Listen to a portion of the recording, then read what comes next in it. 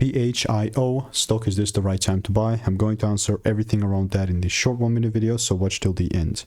So I'm looking at Phio Pharmaceuticals, 8.5% up. So where are we heading next? This is how my chart's looking like, by the way.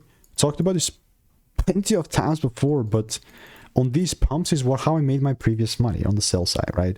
And then it's quite similar. Am I saying that I'm going to sell? Not necessarily, which I'm going to show you exactly how I will play this.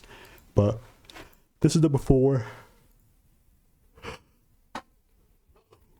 Just like 2 months ago.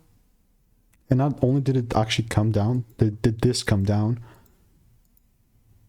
Yeah, it's tough. It's rough.